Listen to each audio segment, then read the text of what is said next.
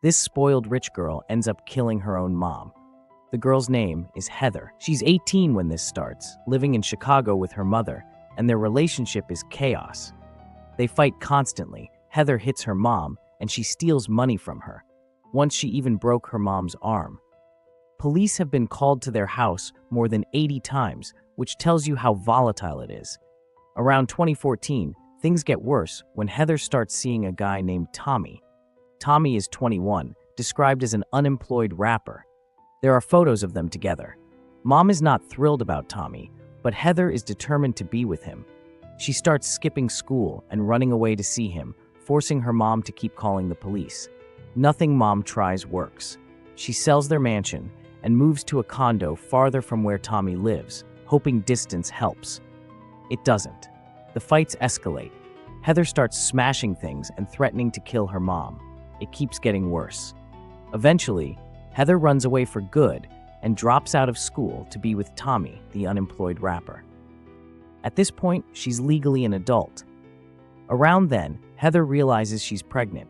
It's her third. Allegedly, her mom forced her to get abortions the first 2 times.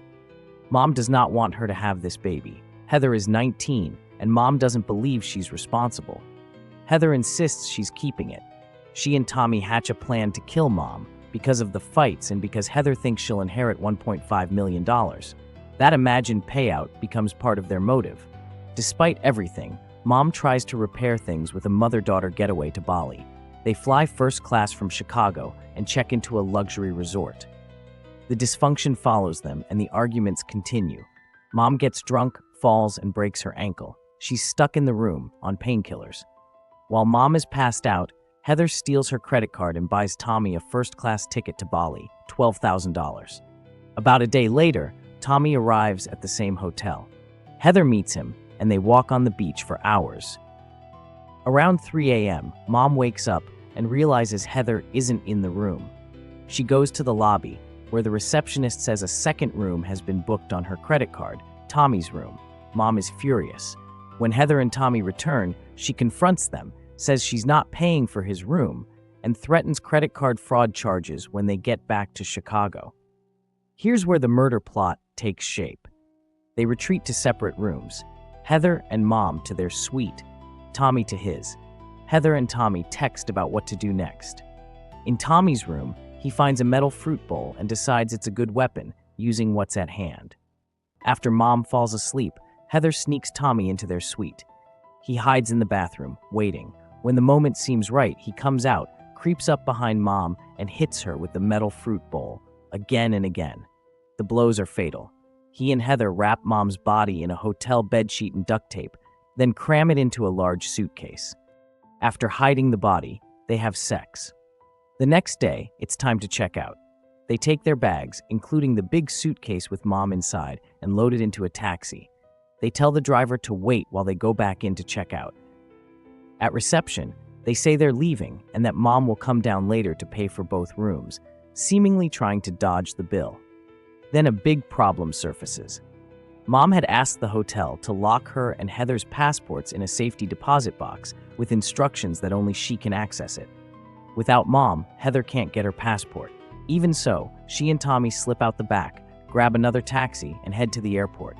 There, they tell immigration they've lost their passports. Without ID, the officers can't help. Stymied, they take a third taxi to a different hotel. Meanwhile, that first taxi driver is still waiting.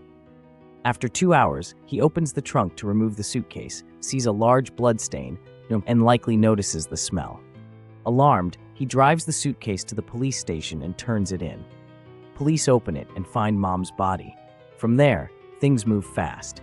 Officers track Heather and Tommy to their new hotel and arrest them. There are images of them handcuffed together, Heather visibly pregnant. The case becomes notorious for the location, the brutality, and the young American couple at the center. Indonesian authorities file charges, and the case proceeds in Bali. Ultimately, Heather is sentenced to 10 years in a Bali prison. There are photos of her there, and in Bali she's allowed to keep her baby with her, a sharp contrast to the United States. Tommy gets 18 years. The two of them, once glued together by a toxic relationship, are now serving long terms in a foreign country. 6 years later, Heather is released early for good behavior. She's extradited back to Chicago, where prosecutors bring charges in the United States. Back home, she's sentenced to 26 years in U.S. prison. There, she does not get to keep her child behind bars.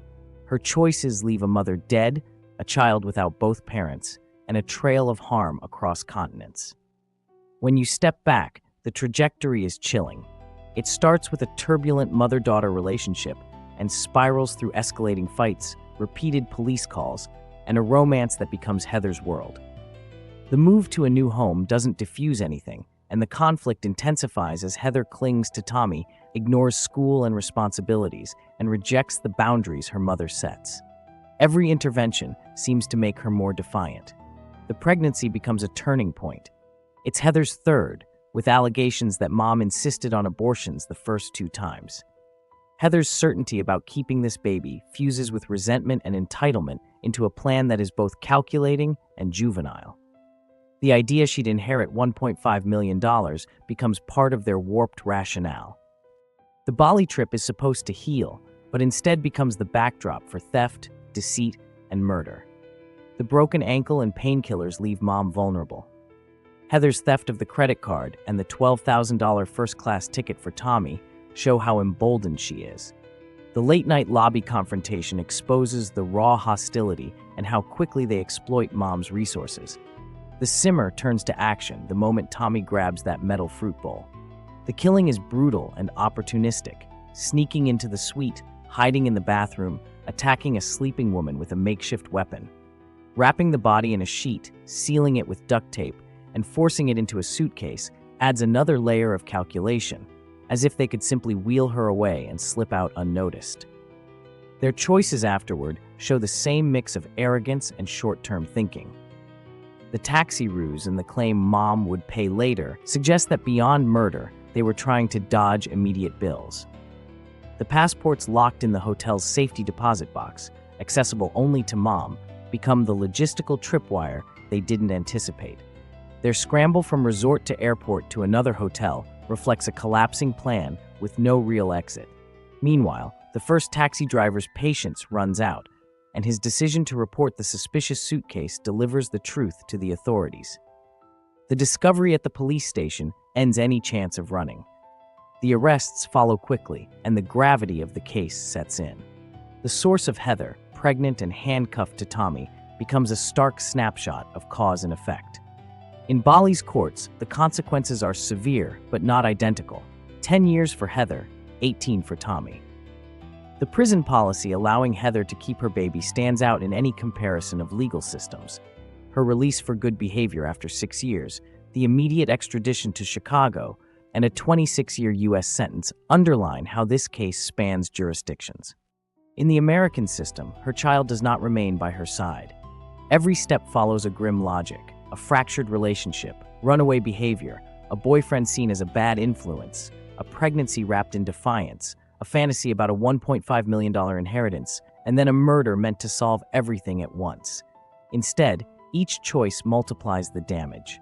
The Bali vacation, meant to bring peace, becomes the stage for the final rupture. A metal fruit bowl becomes the weapon, a suitcase becomes a coffin, and a waiting taxi driver becomes the inadvertent messenger who helps expose the crime. In the end, the consequences are long and unforgiving. Heather and Tommy, who thought they could control the outcome, lose everything. Justice systems in 2 countries ensure both face the results of what they did.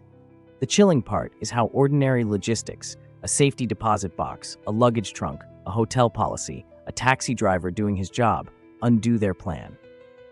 It's a reminder that reckless schemes collapse under basic reality. If you found this story compelling, please like the source and subscribe to the channel for more true crime narrations. Your support helps us bring you more cases and deeper dives into stories that matter.